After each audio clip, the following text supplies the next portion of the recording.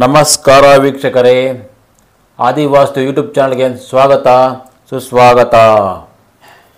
ವೀಕ್ಷಕರೇ, ನಾವು ಈ ಸಂಚಿಕೆಯಲ್ಲಿ ಮೆಟ್ಟಿಲುಗಳನ್ನು ಮಾಡಿಕೊಳ್ಳಬೇಕಾದ್ರೆ ಈ ರೀತಿಯ ತಪ್ಪು ಮಾಡಲೇಬಾರದು.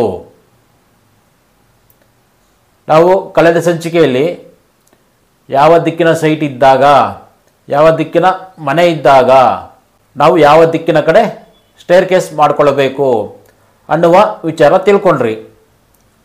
ಆ ಸ್ಟೇರ್ ಕೇಸ್ ಬಗ್ಗೆ, ಆ ಮೆಟ್ಟಿಲುಗಳ ಬಗ್ಗೆ ಮತ್ತಷ್ಟು ಮುಂದುವರಿದ ಭಾಗ, ಅದು ಯಾವ ರೀತಿ ಇರಬೇಕು ಅನ್ನುವ ವಿಚಾರ ತಿಳ್ಕೊಳ್ಳೋಣ.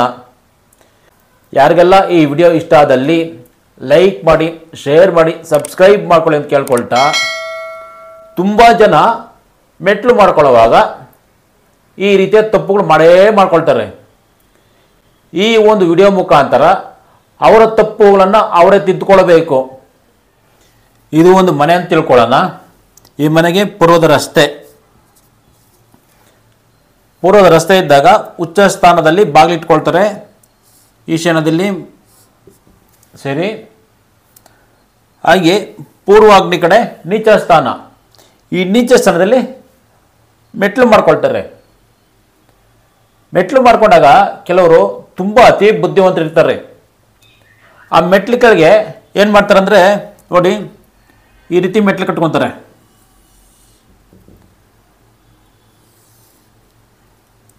ಏಳು ಅಡಿಗೆ ತೆಗೆದುಕೊಂಡೋಗಿ ಲ್ಯಾಂಡಿಗೆ ಇಟ್ಬಿಡ್ತಾರೆ. ಲ್ಯಾಂಡಿಂಗು ಇಲ್ಲಿಂದ ಮತ್ತೆ 3 ಅಡಿಗೆ ಟರ್ನ್ ಆಗೋ ಥರ.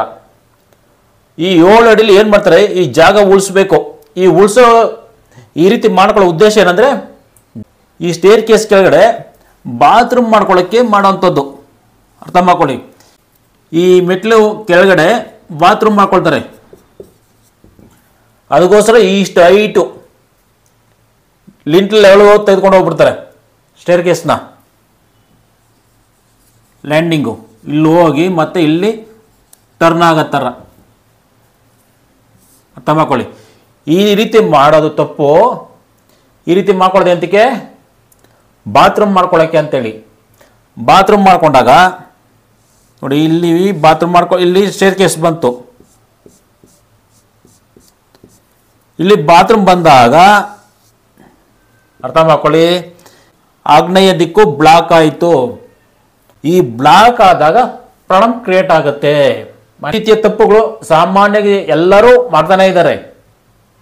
ನಾವು ಸ್ಟೇರ್ ಕೇಸ್ ಮಾಡ್ಕೊಳ್ಳುವಾಗ ಆ ಸ್ಟೇರ್ ಕೇಸ್ ಕೆಳಗಡೆ ಯಾವುದೇ ಕಾರಣಕ್ಕೂ ಟಾಯ್ಲೆಟ್ ಬಾತ್ರೂಮ್ ಮಾಡ್ಕೊಳ್ಬಾರ್ದು. ನಾವು ಇನ್ನೇನಪ್ಪ ಕೆಳಗಡೆ ಟಾಯ್ಲೆಟ್ ಬಾತ್ರೂಮ್ ಅಂತ ಕೇಳ್ತೀರಿ.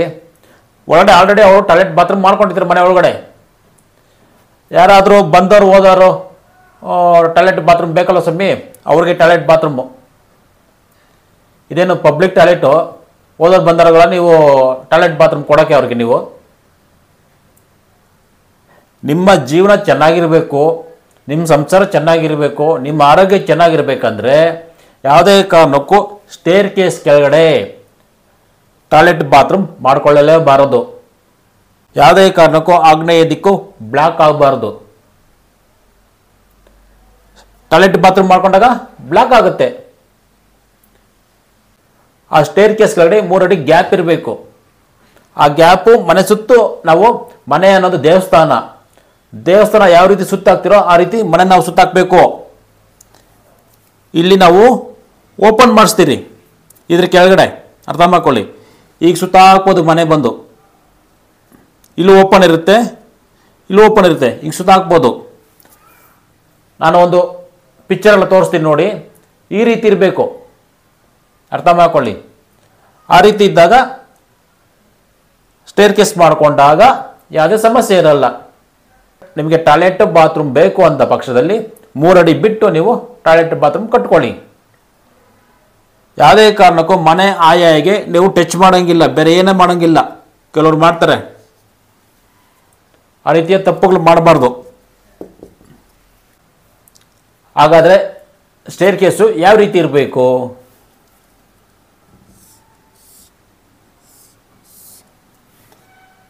ಜಿಗ್ಜಾಗ್ ಟೈಪಲ್ಲಿ ಇರಬೇಕು. ಅಂದರೆ ನಾವು ಇಲ್ಲಿ ಗ್ರೌಂಡ್ ಫ್ಲೋರ್ ಇರ್ತೀರಿ, ಗ್ರೌಂಡ್ ಫ್ಲೋರಿಂದ ಫಸ್ಟ್ ಫ್ಲೋರ್ ಬರಬೇಕಾದ್ರೆ ಇಲ್ಲಿ ನಾವು ಇಲ್ಲಿ ಹತ್ತಕ್ಕೆ ಶುರು ಮಾಡ್ತೀರಿ. ಇಲ್ಲಿ ಹತ್ತಿ ಇಲ್ಲಿ ಬಂದು ಲ್ಯಾಂಡಿಂಗ್ ತಗೊಳ್ತೀರಿ. ಲ್ಯಾಂಡಿಂಗ್ ತೆಗೆದುಕೊಂಡು ಮತ್ತೆ ಇಲ್ಲಿ ಮೇಲಿನ ಫ್ಲೋರ್ಗೆ ಹೋಗ್ತೀರಿ, ಫಸ್ಟ್ ಫ್ಲೋರ್ಗೆ ಹೋಗ್ತೀರಿ. ಇಲ್ಲಿ ಫಸ್ಟ್ ಫ್ಲೋರ್ಗೆ ಹೋಗಿ ಬಂದಾಗ ಇಲ್ಲಿ ಸ್ಟಾರ್ಟ್ ಆಯಿತೋ ಅಲ್ಲೇ ಎಂಡ್ ಆಗಬೇಕು ಅಂತ ಅರ್ಥ ಮಾಡ್ಕೊಳ್ಳಿ.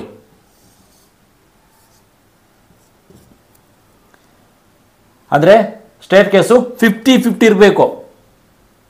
ಗ್ರೌಂಡ್ ಫ್ಲೋರಿಂದ ಲ್ಯಾಂಡಿಂಗಿಗೆ 5.5 ಫೀಟ್ ಹೈಟು, ಇಲ್ಲೊಂದು ಲ್ಯಾಂಡಿಂಗು, ಇಲ್ಲಿಂದ ಮತ್ತೆ ಟರ್ನ್ ಆಗಿ ಹೋಗೋದು ಮೇಲಕ್ಕೆ, ಇಲ್ಲ 5.5 ಫೀಟು, ಒಟ್ಟು 11 ಫೀಟ್ ಆಯಿತು. ಅರ್ಥ ಆಗಿರ್ಬೇಕು ನಿಮಗೆ. ಈ ಸ್ಟೇರ್ ಕೇಸ್ ಏನು ಬರುತ್ತೆ 50-50 ತೆಗೆದುಕೊಳ್ತು. ಈ ರೀತಿಯ ತಪ್ಪುಗಳನ್ನು ನೀವು ಮಾಡ್ಕೊಳ್ಬೇಡಿ, ಓಕೆನಾ? ಇದು ತಪ್ಪು, ರಾಂಗ್. ಇದು ಜಿಗ್ಜಾಗ್ ಟೈಪಲ್ಲೇ ಬರಬೇಕು. ಗ್ರೌಂಡ್ ಫ್ಲೋರಿಂದ ಫಸ್ಟ್ ಫ್ಲೋರ್ಗೆ ನಾವು ಎಲ್ಲಿ ಸ್ಟಾರ್ಟ್ ಮಾಡ್ತೀರೋ ಹತ್ತೋದಕ್ಕೆ ಮೇಲಿನ ಫ್ಲೋರ್ ಬಂದಾಗೂ ಕೂಡ ಅಲ್ಲೇ ಎಂಡ್ ಆಗಬೇಕು. ಹಾಗೆ ಫಸ್ಟ್ ಫ್ಲೋರಿಂದ ಮತ್ತೊಂದು ಫ್ಲೋರ್ಗೆ ಹೋಗ್ಬೇಕಾದ್ರೆ ಮೇಲಿನ ಫ್ಲೋರ್ಗೆ ಇಲ್ಲೇ ಎಂಡ್ ಆಗಬೇಕು. ಇಲ್ಲತ್ತಿ ಈ ರೀತಿ ಬಂದು ಮೇಲೆ ಇಲ್ಲೇ ಎಂಡ್ ಆಗಬೇಕು. ಇದು ಕೂಡ ಈ ರೀತಿ ಮೆಟ್ಲಿದ್ದಾಗ ಇದು ವಾಸ್ತು ರೀತಿ ತುಂಬ ಒಳ್ಳೆಯದು. ನಾವು ಈ ರೀತಿಯ ಜಿಗ್ಜಾಗ್ ಟೈಪಲ್ಲಿ ನಾವು ಸ್ಟೇರ್ ಕೇಸ್ ಮಾಡ್ಕೊಳ್ಬೇಕು. ತುಂಬ ಕಡೆ ಈ ರೀತಿಯ ತಪ್ಪು ಮಾಡ್ತಾನೆ ಇದ್ದಾರೆ. ಸ್ಟೇರ್ ಕೇಸ್ ಮಾಡ್ಕೊಳ್ಳೋದು, ಅದ್ರ ಕೆಳಗೆ ಟಾಯ್ಲೆಟ್ ಬಾತ್ರೂಮ್ ಮಾಡ್ಕೊಳ್ಳೋದು, ಇದೆಲ್ಲ ಮಾಡುವಂಥ ಕೆಲಸ ಯಾರ್ದು? ನಮ್ಮ ಸ್ವಾರ್ಥ, ನಮ್ಮ ಒಂದು ಜಿಪ್ಪಣತನ. ಅದ್ರ ಕೆಳಗೆ ಜಾಗ ವೇಸ್ಟ್ ಆಗುತ್ತೆ, ಅದ್ರ ಕೆಳಗೆ ಒಂದು ಟಾಯ್ಲೆಟ್ ಮಾಡ್ಕೊಂಬಿಡೋಣ, ಬಾತ್ರೂಮ್ ಮಾಡ್ಕೊಂಬಿಡೋಣ, ಕಂಡವ್ರಿಗೋಸ್ಕರ ಮಾಡೋಣ ಅಂತೇಳಿ ಯಾರೋ ಬೇರೆಯವ್ರು ಬರ್ತಾರೆ, ಅವ್ರಿಗೋಸ್ಕರ ಮಾಡೋಣ. ಹೊರಗ್ನವ್ರು ಮಾಡೋಕ್ಕೆ ಹೊರಗ್ನವ್ರಿಗೆ ನೀವು ಮಾಡೋಕ್ಕೆ ಹೋದಾಗ ನೀವು ಹೊರಗೆ ಹಾಕ್ತೀರಾ, ಅರ್ಥ ಮಾಡ್ಕೊಳ್ಳಿ. ಹಾಗಾಗಿ ಯಾವುದೇ ಕಾರಣಕ್ಕೂ ಮೆಟ್ಲು ಕೆಳಗೆ ಸ್ಟೇರ್ ಕೇಸ್ ಕೆಳಗಡೆ ಟಾಯ್ಲೆಟ್ ಬಾತ್ರೂಮ್ ಮಾಡ್ಕೊಳ್ಳಲೇಬೇಡಿ. ಹಾಗೆ ನಾವು ಸ್ಟೇರ್ ಕೇಸ್ ಮಾಡ್ಕೊಳ್ಳೋವಾಗ ಈ ರೀತಿ ಜಿಗ್ಜಾಗ್ ಟೈಪಲ್ಲಿ ಇರಬೇಕು. ಈ ರೀತಿ ಇದ್ದಾಗ ತುಂಬ ಉತ್ತಮ ಫಲ. ನಾವು ಈ ಸ್ಟೇರ್ ಕೇಸು ಹೇಗೆ ಮಾಡ್ಕೊಳ್ಬೇಕು, ಯಾವ ರೀತಿ ಇರಬೇಕು ಅನ್ನೋದನ್ನ ನಾವು ತಿಳ್ಕೊಂಡಿದ್ದೀರಿ. ಮುಂದಿನ ಸಂಚಿಕೆಗಳಲ್ಲಿ ಮತ್ತಷ್ಟು ನಿಮಗೆ ಸ್ಟೇರ್ ಕೇಸ್ ಬಗ್ಗೆ ಮಾಹಿತಿ ಕೊಡ್ತಾ ಬರ್ತೇನೆ. ಯಾರಿಗೆಲ್ಲ ಆ ವಿಡಿಯೋ ಇಷ್ಟ ಆಯಿತು ಅವರೆಲ್ಲ ಲೈಕ್ ಮಾಡಿ, ಶೇರ್ ಮಾಡಿ, ಸಬ್ಸ್ಕ್ರೈಬ್ ಮಾಡ್ಕೊಳ್ಳಿ ಅಂತ ಕೇಳ್ಕೊಳ್ತಾ, ನಾನು ಮುಂದಿನ ವಿಡಿಯೋದಲ್ಲಿ ಹೆಚ್ಚಿನ ಮಾಹಿತಿಯೊಂದಿಗೆ ನಿಮ್ಮ ಮುಂದೆ ಬರ್ತೇನೆ. ಎಲ್ಲರಿಗೂ ನಮಸ್ಕಾರ.